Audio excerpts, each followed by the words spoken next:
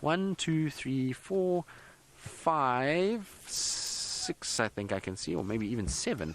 There's a nice big grouping of them, and these are the ones that we do sometimes see all the way down on Philemon's cut line as well, so they move around quite a bit. And that's a younger bird. You can see its facial skin is a sort of red color, but there's a little bit of yellow in there.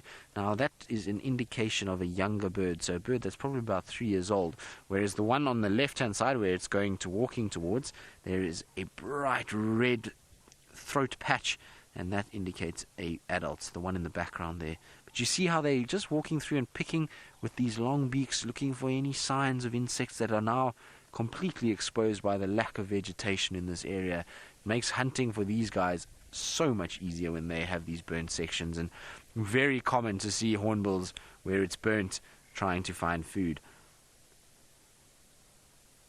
This is very cool. Also that they're so relaxed with us. So you find a situation where they spend a lot of time moving away from us, but I know Taylor's spent time with them, Ali's been spending time with them, and I've spent a bit of time, and it seems as though they're getting more and more used to the cars being around, and they're not just flying away when we come around, which is great because it's allowing us these beautiful views at one of the birds that looks probably the most prehistoric of our birds out here. The long big beak and those big long legs. They move around all the time, and they seem to always be busy with something.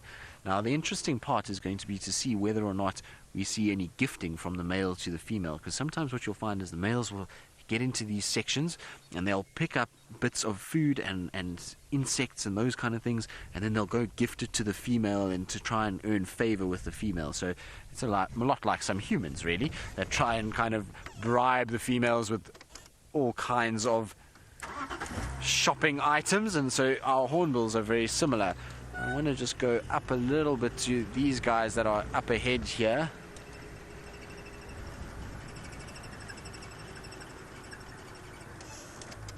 So Mary, you say these birds are cool.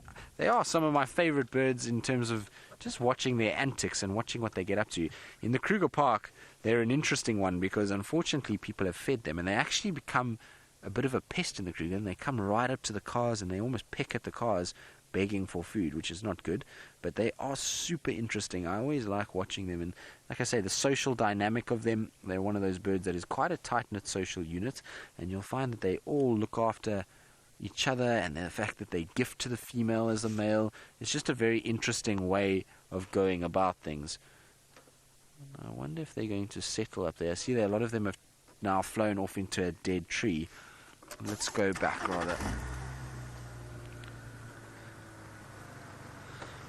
Rochelle, you're asking how we tell if a bird is male or female. Now, Rochelle, as soon as I get settled again, I'm going to show you quickly in my book, because basically there is a difference in the color of the skin on the throat. So you'll find that they have these red colors, and that is the male, and the purple, the female will get a little kind of purple bleeding into that red. So I'm going to show you now what I'm talking about. And while I try to find that, Craig's going to show you the actual birds themselves. So there's that little young one that we saw just now coming past us. Okay.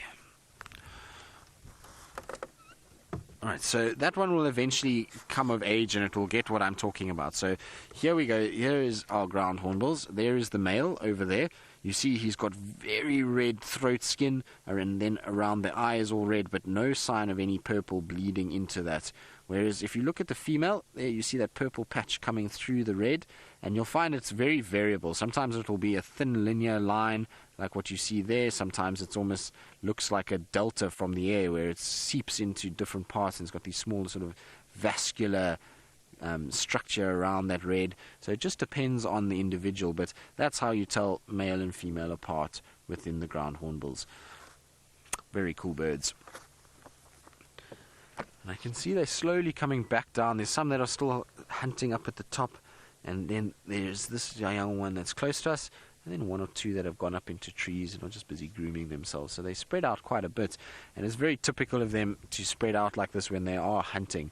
You'll find a situation where they kind of get used to the fact that they're all over the place, and they'll each have their own quadrant where they can then afford to find food, and they don't get on top of one another and steal from each other. what is quite funny is when you find an adult catching something, some of these juveniles will come running towards the adult and try and beg for it, even when they're a little bit older, and the adults eventually lose patience and will run off and just eat it, and soon the juvenile then learns that it needs to do its own thing and find its own food, which is what it's doing now.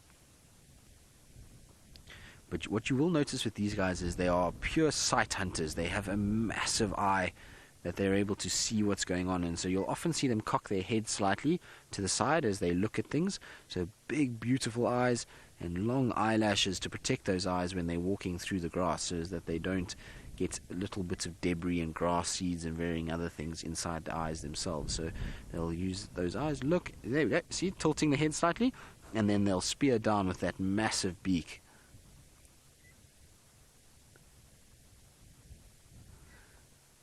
Anna Marie, you're asking what animals are most dangerous to ground hornbills. Well, big adults like this, I would imagine things like a leopard would be very dangerous to them.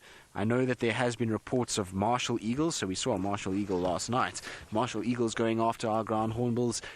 So those two would probably be the biggest threats as adults. But as chicks, which is where most of the mortality is within ground hornbills, you'll find that the chicks are hunted by various predators. So what happens with ground hornbills is often they make their nests in a poor area, so they'll choose a big tree with a big hole so that the adult can get in and out.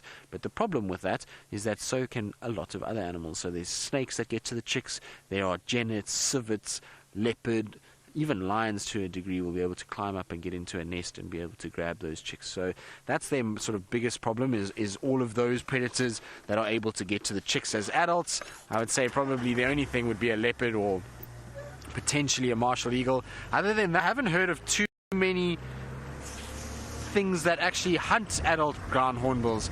There's quite an interesting one. I know that I've once seen a cheetah chase a ground hornbill, but it was unsuccessful. The ground hornbill managed to fly before the cheetah got close.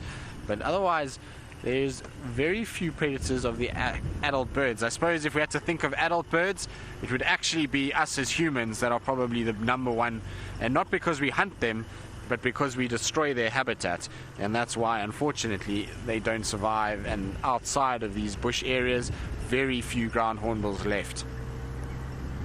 But they're just drifting now further southwards into the long grass, so I'm going to leave them there and let them carry on with their day.